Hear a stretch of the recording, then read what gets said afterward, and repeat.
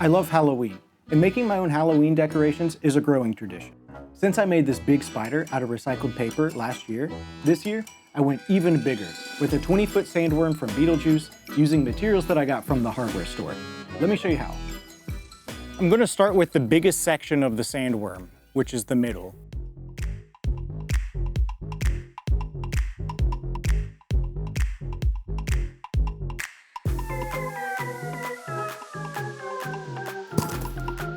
That's why you wear safety glasses.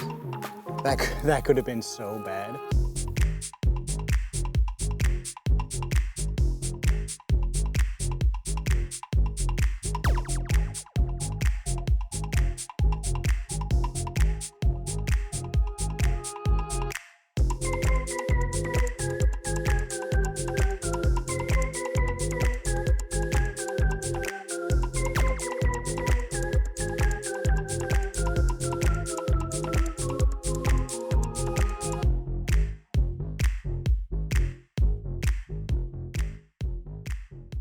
I'm using Great Stuff, some of the big gap filler, to cover the body because it expands more, and I want to bulk this thing out and try to make up for some of the lumps and dents that are in the cylinder itself, the body. And so I'm hoping 3 inches.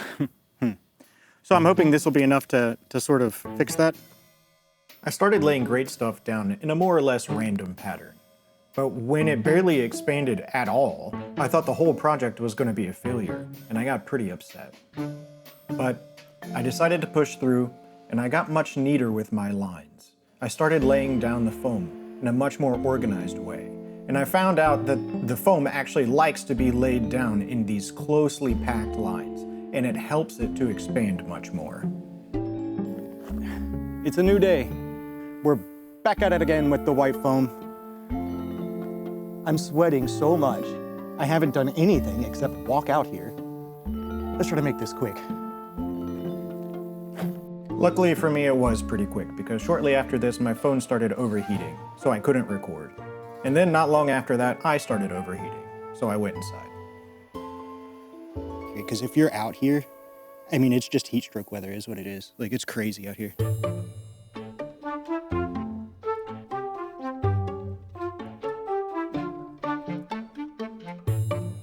I made a pass at filling all of the areas that I had missed before, and then I just kept going until the whole thing was covered.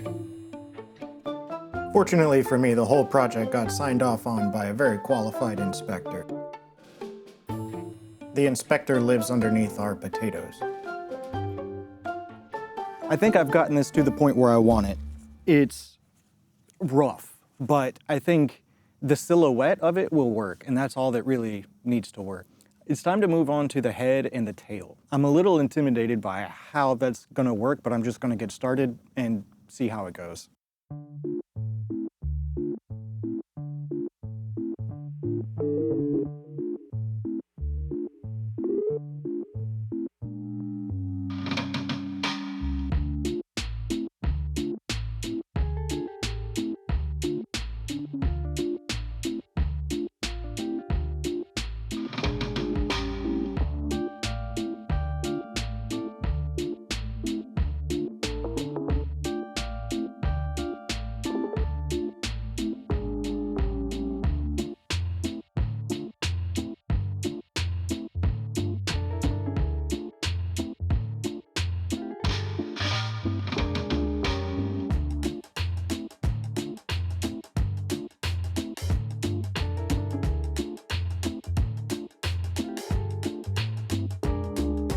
When I got done with the head and the tail, I was a little bit confused on how to proceed. So I took everything inside where it's nice and air conditioned, gathered up my assortment of carving tools, did whatever this is, and got to carving.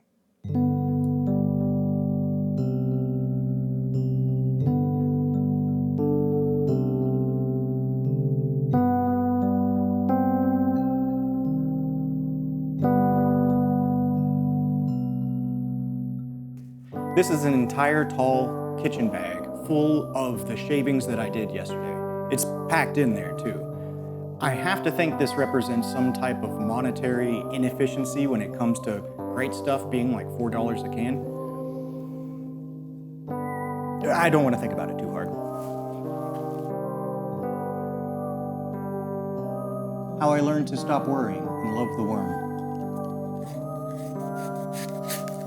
You know what I'm talking about? Woo!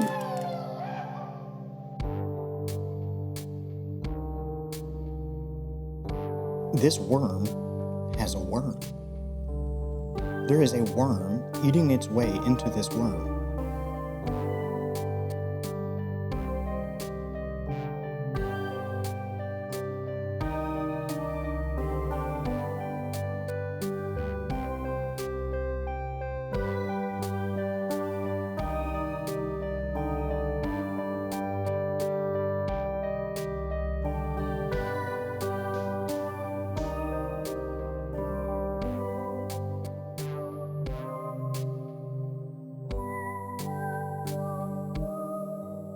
I have made this, and I have also made a very large mess in the kitchen again.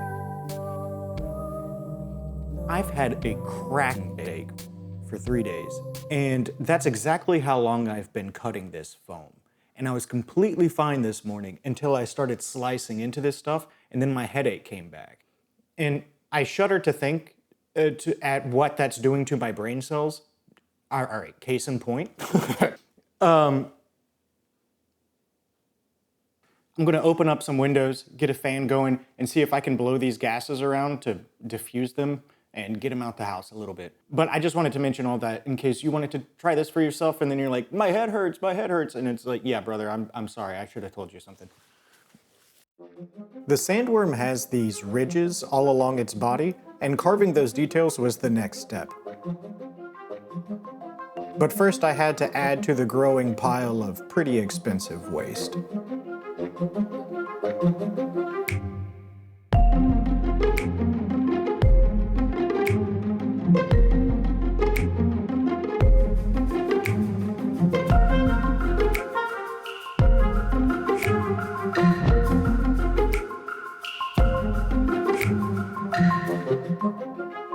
Okay, I think I've sculpted this foam as much as I can, and we're moving on to the next step. Yay! But we're outside in the heat and the wind. Ooh! I'm going to mix up some of this stuff and then spread it onto my worm. Okay, phrasing. I'm going to mix up some of this stuff.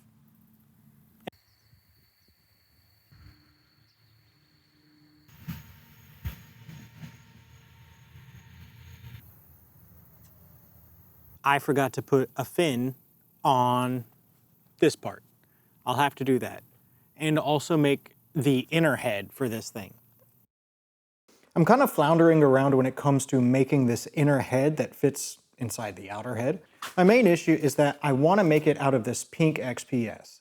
However, I'm not exactly sure what shapes I need to cut in order to make that happen. So what I plan to do is take some Sculpey, make this head, a small version of this head, and slice it up so that I can know what shapes I need to cut out of this pink XPS foam so that I can stack them up and recreate this. This is just so I can avoid extra waste because this foam isn't getting any cheaper and I don't want to, well, waste it. Huh. See, this is why I did this. I would have never thought that it was this. Well, I mean, look, it's a hand puppet. You can see, jeez Louise. Yeah, it's a hand. I mean, geez.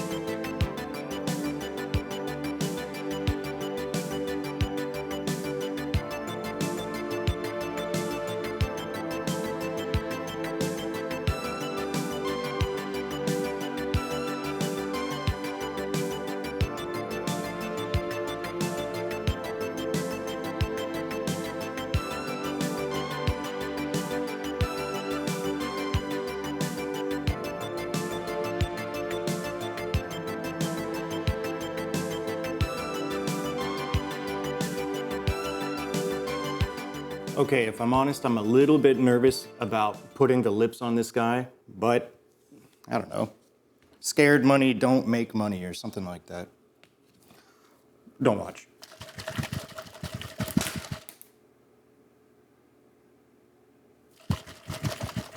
I was worried because I only had one shot to spray the foam lips on right, but it turns out it went just fine. I added some drywall to the foam, let that dry, sanded it down, and then moved on to carving some details. For the eyes, I'm using air dry clay.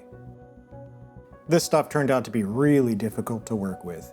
It crumbled when I carved it, it didn't want to stick to the drywall head, and the second that it started drying, it started cracking. And the more that it dried, the worse it cracked. So in order to keep all of my hard work from completely falling apart, I mixed up some white glue and some water and painted that onto all of the clay areas, really making sure to work it into the cracks. That really seemed to stabilize things a bit and kept all the small chips from falling off of the face. Next we could move on to making the gums and the teeth.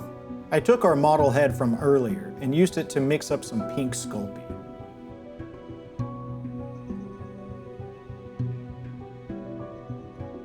I flattened that out and then applied it to an armature made out of aluminum foil that I had bent into the shape of the gums.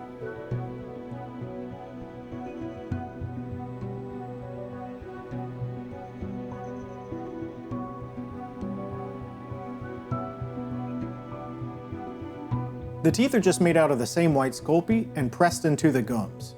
There is a little bit of detail carved into them to match the movie prop.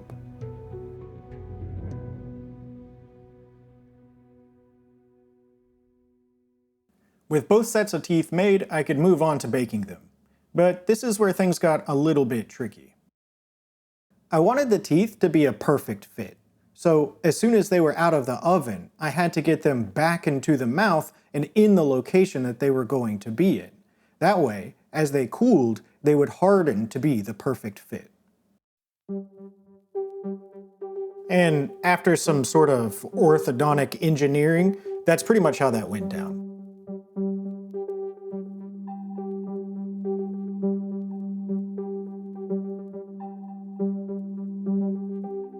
I just repeated that exact same process with the top of the mouth, and I was ready to move on to the next step. I really wanted that next step to be painting, but first I at least had to take a pass at repairing some of the cracks in the air dry clay. So, using the same clay, I tried to smooth things out of it.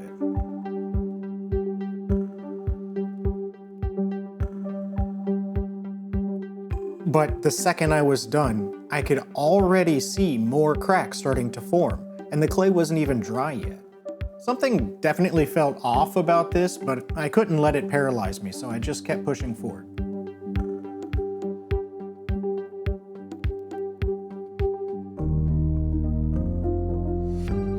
Every part of the sandworm needed several coats of latex paint just to make sure everything stayed waterproof.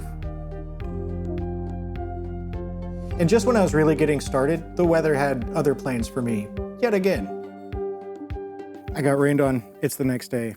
I have bad news. I kept chasing these cracks, trying to fill them in, thinking that certain parts were drying at a different rate and everything was shrinking. It's growing. The whole thing is expanding, especially the parts that were made with great stuff, obviously. And I don't know what that means or when it'll stop. I don't know if I'll take this out of the attic next year and it'll be 8 times the size and I've created some kind of monster. I mean, I have created a monster. So I think I just need to accept the fact that cracks are going to be part of this project and I'll do the best I can to fill in the ones that are there. But in the end, it'll just be kind of cracked up and it's just what it is. After the rain delay, I got back to covering everything in several coats of latex paint. Then I trimmed away the edges of all of the pieces so that they sit flush against the ground. Then, of course, I had to cover those edges in another coat of latex paint. This left everything stark white though, so it was finally time to add some color. Or maybe not. I forgot the fin. The thing I forgot the fin. I forgot to put a fin on this part. I'll have to do that. It's gonna be much harder now. Oh, I should have done this earlier.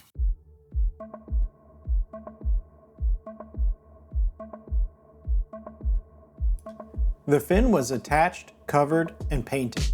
But I wanted to do a quick test to see if the spray paint would heat through the foam, even though it was covered in drywall compound. It didn't melt it to smithereens. Bits. We could finally start laying down some paint.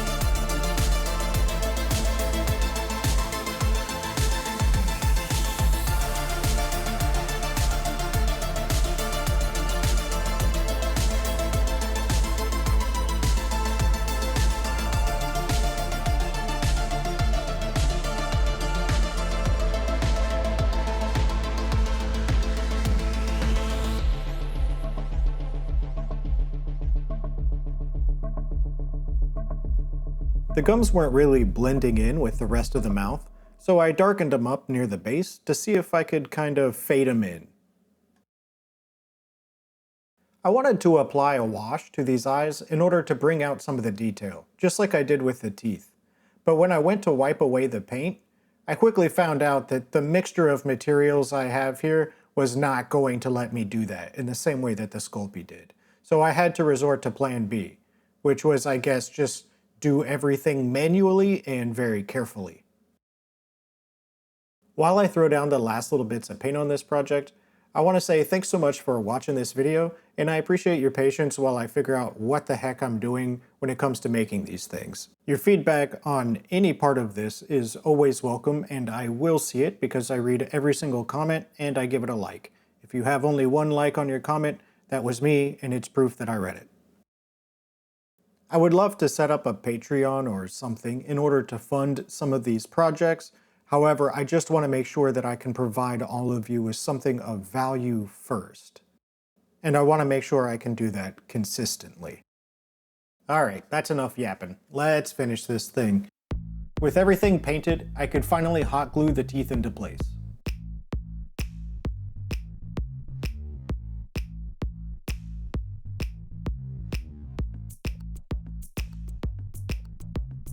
Everything was looking pretty good, but I kind of forgot about the teeth for the outer mouth until just now.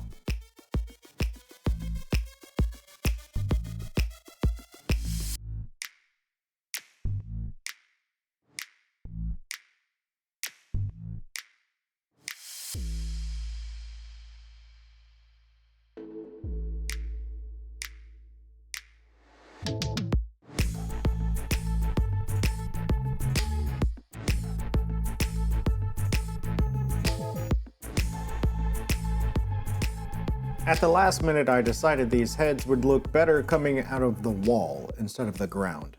So in order to do that, I whipped up a quick stand out of scrap material from the garage. At the very top of the stand, I left some screws halfway out in order to catch the mesh on the inside of the head. After putting everything in place, we're all finished. Our sandworm ends up being just over 20 feet from nose to tail, not including the space in between the parts. Almost everything except the Sculpey and the paint came from the hardware store, and in all it cost me about $100. I will be doing more of these projects in the future, so if you enjoyed this, I'll see you in the next one.